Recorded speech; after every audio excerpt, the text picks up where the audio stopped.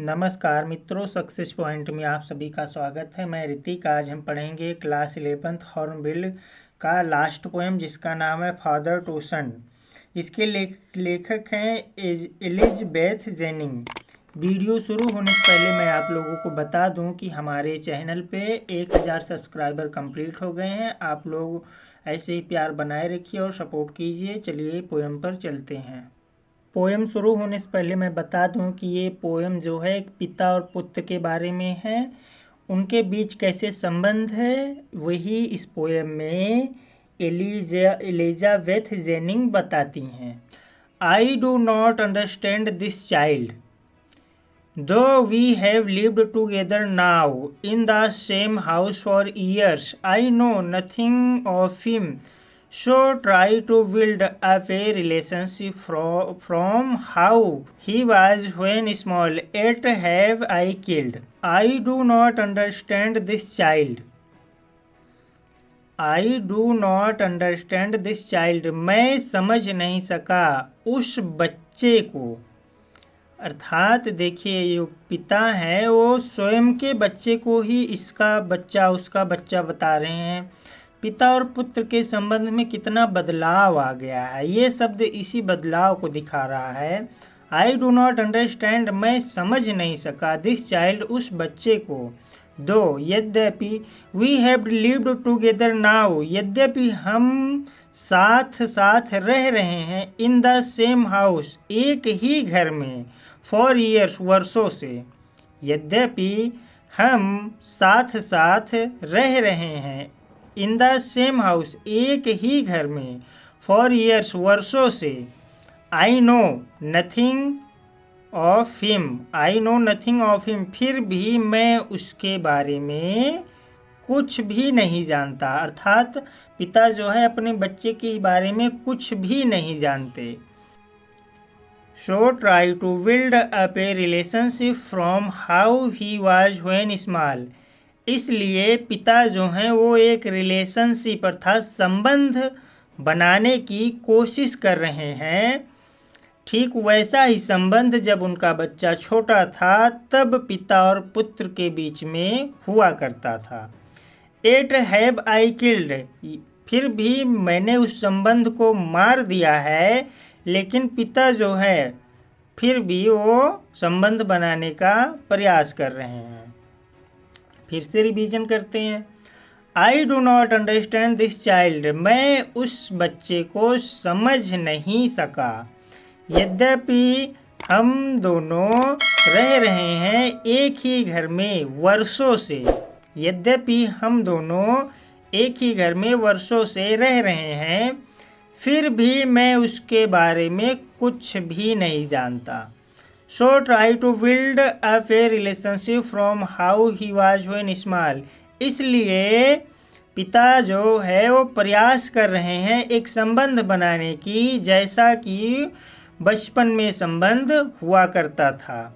Eight have I killed, ये फिर भी मैंने उस संबंध को मार दिया है, लेकिन वो कोशिश कर रहे हैं कि वैसा ही संबंध बन जाए जैसा कि बचपन में हुआ करता था।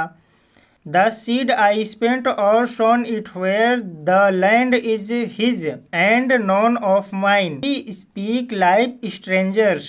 There's no sign of outstanding in the air. This child is built to my design. Yet what he love I cannot share. अर्थात वह बीज, सीड मतलब होता है बीज, आई स्पेंट मतलब होता है बिताना या खर्च करना, वह बीज जिसे मैंने खर्च किया है, और या फिर जहाँ पर मैंने बोया है। अर्थात पिता जो है वो अपने पुत्र के बारे में बता रहे हैं कि उसकी शिक्षा और दीक्षा में जो कुछ भी खर्च किया गया है, तो वह सीड जिसे मैंने बोया है या फिर जहाँ पर मैंने खर्च किया है, वह सीड अर्थात वह बीज जिसे मैंने खर्च किया है या फिर जिसे मैंने बोया है। The land is his and none of mine, वह भूमि वह भूमि उसकी है अर्थात पुत्र की है, ना कि मेरी। पिता ने जिस बीज को बोया है या खर्च किया है वो जमीन पुत्र की है, ना कि मेरी। We speak like strangers. Strangers मतलब होता है अजनबी। हम अजनबियों की तरह बात करते हैं। There's no sign of understanding in the air. Understanding मतलब होता है मेल मिलाप या फिर वार्तालाप भी बोल सकते हैं। देयर नो साइन हम दोनों के बीच, ऑफ अंडरस्टैंडिंग इन देयर अर्थात हम दोनों के बीच कोई भी वार्तालाप नहीं है, कोई भी वार्तालाप नहीं है, ना ही कोई मेल मिलाप है। This child is built of my design. यद्यपि यह बच्चा मेरे ही ढंग में, डिजाइन मतलब होता है ढंग, बिल्ड मतलब होता है बनाना। यद्यपि यह बच्चा मेरे ही ढंग में बनाया गया है अर्थात इस बच्चे को मैंने ही बनाया है। At what he loves I can not share. फिर भी मैं साझा नहीं कर सकता कि इस बच्चे को कौन सी चीज़ें अच्छी लगती हैं। फिर से रिवीजन करते हैं। सीड आई स्पेंट और सोन इट वेयर अर्थात वह बीज जिसे मैंने खर्च किया या फिर जिसे मैंने बोया।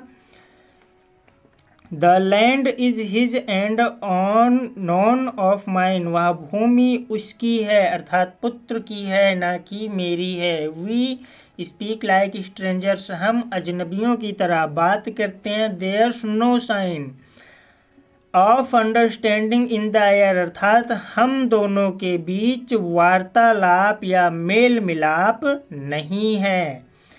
This child is built to my designer यद्यपि यह बच्चा मेरे ही ढंग में बनाया गया है परंतु मैं उस चीज़ों को शेयर नहीं कर सकता, उन चीज़ों को साझा नहीं कर सकता जिस चीज़ों को वह बच्चा पसंद करता है अर्थात जो चीज़ें उस बच्चे को अच्छी लगती है मैं उसे आपसे शेयर नहीं कर सकता। Silence surrounds us. I would have him prodigal returning to his father's house, the home he knew. अर्थात साइलेंस मतलब होता है खामोशी, सराउंड मतलब होता है चारों ओर, अस मतलब होता है हम, हमारे, अर्थात खामोशी हमारे चारों ओर घिरी हुई है, मतलब पिता और पुत्र दोनों ही खामोश हैं। I would have him prodigal, prodigal मतलब होता है अपव्ययी या होता है खर्चीला, अधिक खर्च करने वाला।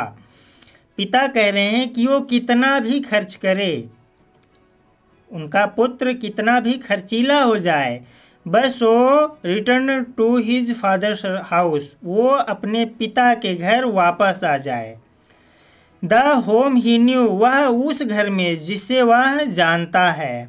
फिर से साइलेंस अर्थात खामोशी हमारे चारों ओर घिरी हुई है अर्थात हम दोनों खामोश हैं।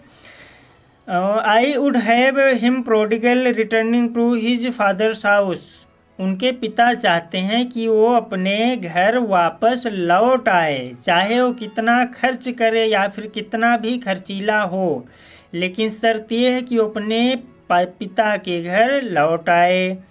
द होम ही न्यू, उस घर में जिसे वो अच्छी तरीके से जानता है। Rather than see him make and move his word, I would forgive him to shaping from sorrow a new love. पीछे वाली लाइन में लिखा है the home he knew rather than see, अर्थात उस घर में लौटाए जिसे वो अच्छी तरीके से जानता है, ना कि वो अपनी दुनिया में ही रहे। I would forgive him too, अर्थात मैं उसे क्षमा भी कर दूंगा। पिता कह रहे हैं यदि वो अपने घर में लौट आता है और अपनी दुनिया से बाहर आ जाता है तो मैं उसे क्षमा कर दूंगा। सेपिंग from sorrow a new love, अर्थात मैं अपने दुख को भुलाकर एक नए प्यार को आकार दूंगा। कवि कह रहे हैं, पिता कह रहे हैं कि I would forgive him too, मैं उसे क्षमा भी कर दूंगा और सारे दुखों को भुलाकर एक नए प्रेम को आकार दूंगा।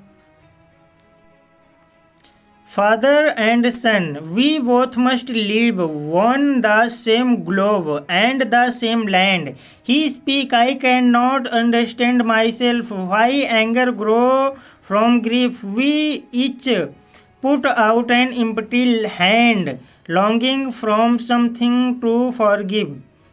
He speak, वह कहते हैं फादर एंड सन की पिता और पुत्र, We both must live on the same globe, अर्थात पिता और पुत्र दोनों एक ही दुनिया में रहते हैं, एंड द सेम लैंड, और एक ही धरती पर रहते हैं।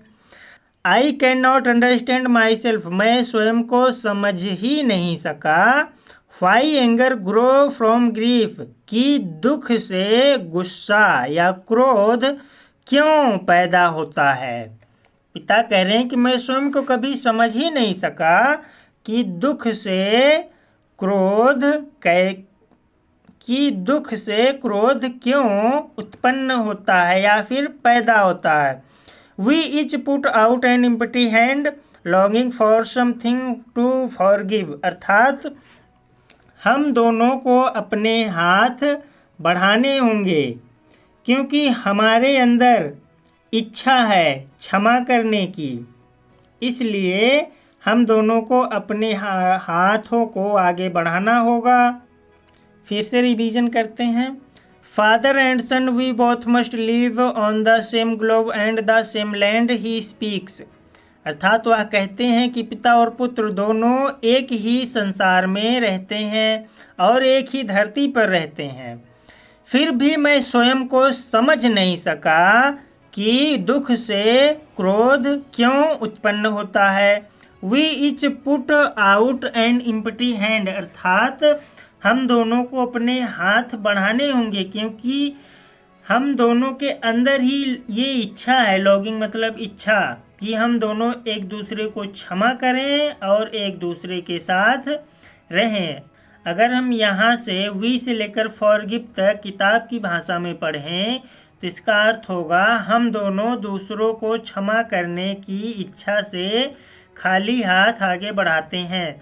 तो वही बात यहाँ पोएट कह रहे हैं कि हम दोनों को अपने हाथों को आगे बढ़ाना होगा क्योंकि हमारे ही दिलों में ये इच्छा है और हम ही दोनों एक दूसरे को क्षमा करेंगे और एक साथ रहेंगे।